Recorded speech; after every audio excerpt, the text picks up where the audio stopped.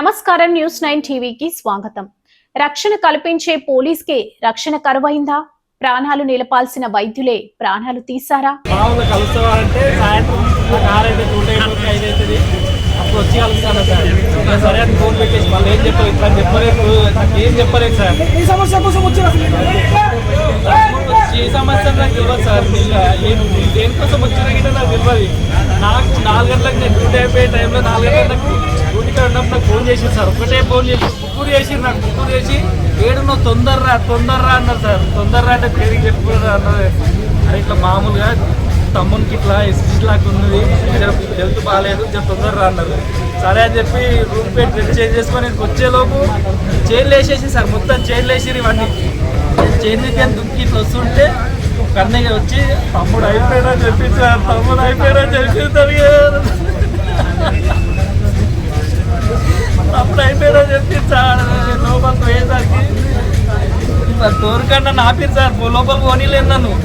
అంటే అప్పటికి అయిపోయింది. వీళ్ళు నన్ను ఆపినాక లోపల వీళ్ళు పోయేదో నేను వచ్చిందని తెలిసి చేస్తుంది సార్. లోపల నన్ను అప్పుడు వాళ్ళు చేస్తున్నారని చెప్పి నన్ను లోపలికి పంపారు. లోపల పంపిలో చూస్తే సార్ మా తమ్మునికి ఏమైనా చెప్పండి సార్, నేను ఏడికన్నా దొరుకుతా సార్, ప్లీజ్ సార్ మీకు ఎన్ని పైసలు అయితే మా తమ్ముని బయటికి నేను తీసుకెళ్తాను సార్ అని చెప్పుడు సార్. అని మస్తు ఏడ్చిన సార్. మస్తు ఏడ్చినాక వాళ్ళు ఆల్రెడీ చేశారు, అయిపోయింది సార్. అప్పటికి అయిపోయాడు చేశారు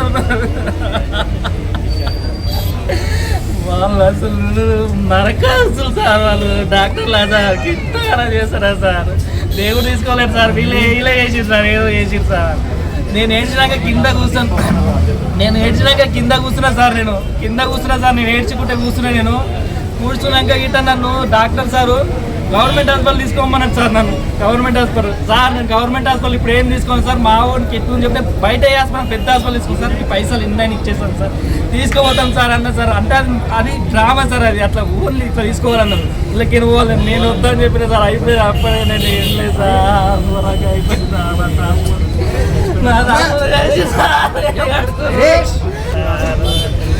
ఎంప్లాయ్ సార్, కానిస్టేబుల్ సార్, చిన్న పాపలు సార్. ఇప్పుడు 2 days అయితే మ్యారేజ్ డే ఉంది, బర్త్డే ఉంది సార్, చిన్న పాప సార్.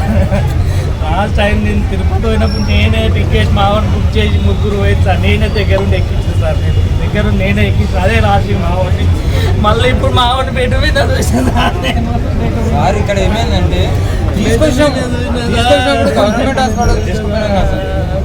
దూరంగా చేసి సార్, మొత్తం డ్రామా ఆడింది సార్. నేను వచ్చేటప్పుడు నా కళ్ళ ముందు సార్ డ్రామా, మొత్తం డ్రామా ఆడింది సార్. ఇంత పెద్ద డ్రామా నాకు తెలియదు సార్, ఇంత పెద్ద డ్రామా తెలియదు సార్.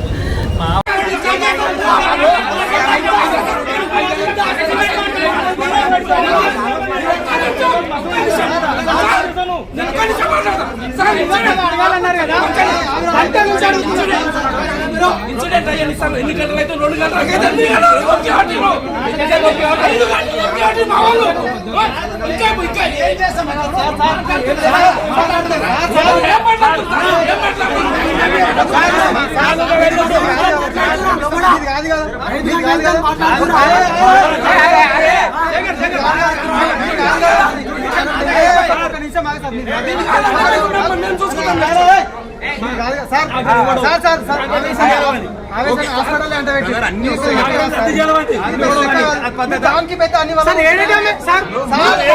అంటే 2 గంటలు ఆవేశంలో ఉన్నా కూడా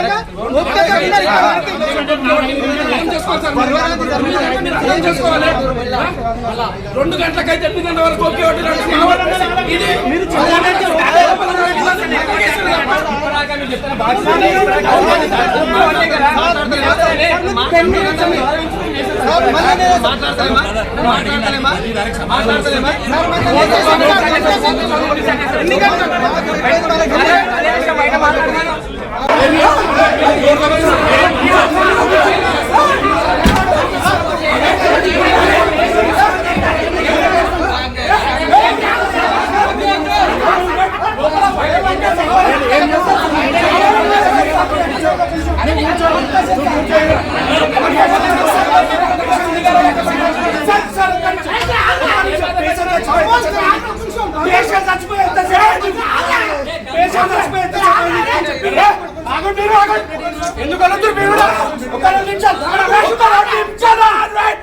మీరు మాట్లాడారు ఎంతసేపు మాట్లాడుతూ లోపల లోపల ఎంతసేపు మాట్లాడుతున్నా అంటే కాపాడుతున్నా కాపాడుతున్నా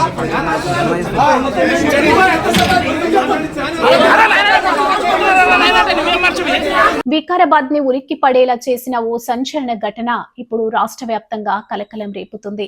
ఛాతిలో మంట అని వెళ్తే ఏకంగా ప్రాణాలే తీసేశారు అన్న ఆరోపణలు ఇప్పుడు ఓ ప్రైవేట్ ఆసుపత్రి మేడకు ఉచ్చు బిగిస్తున్నాయి. చేవెళ్ల మండలం ఆలూరుకు చెందిన నరేష్ షాద్ నగర్ లో ఏఆర్ కానిస్టేబుల్ డ్యూటీ ముగించుకొని స్నేహితులతో నవాబుపేటకు వెళ్లిన నరేష్ కు ఉన్నట్టుండి ఛాతిలో మంట, బతికిస్తారన్న ఆశతో ప్రాణాలు నిలబడతారన్న నమ్మకంతో వికారాబాద్ లోని మెడిక్యూర్ ఆసుపత్రికి పరుగులు తీశారు.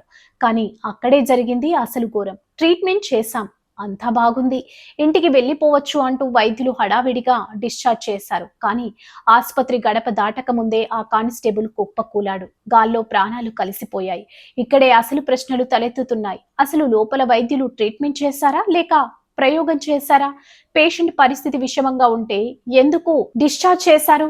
సిపిఆర్ చేసి వైద్యులు చెబుతున్న మాటల్లో నిజమెంత? కప్పిపుచ్చుకునే ప్రయత్నం ఎంత? ఇది ముమ్మాటికి వైద్యుల నిర్లక్ష్యమే, వారి నిర్లక్ష్యమే మా బిడ్డను బలిగొంది అంటూ నరేష్ కుటుంబ సభ్యులు, గ్రామస్తులు ఆసుపత్రి ముందు చేసిన ఆందోళన పెను దుమారం రేపుతుంది. ఆసుపత్రిని ముట్టడించిన బంధువులు ఆక్రోశంతో వికారాబాద్ దద్దరిల్లింది. డీఎస్పీ అంజయ్య, సిఐ రఘుకుమార్ రంగంలోకి దిగి పరిస్థితిని అదుపులోకి తెచ్చిన వివాదం మాత్రం ఇంకా రగులుతూనే ఉంది. అసలు నరేష్ కి ఏమైంది? వైద్యులు ట్రీట్మెంట్ లో జరిగిన లోపమేంటి? ఇది సహజ మరణమా లేక నిర్లక్ష్యపు హత్యనా? పోలీసుల విచారణలో ఇలాంటి షాకింగ్ నిజాలు బయటపడబోతున్నాయి. మెడిక్యూర్ ఆసుపత్రి బండారం బట్టబయలు కానుందా? Wait and say. మరిన్ని తాజా వార్తల కోసం చూస్తూనే ఉండండి News9 TV.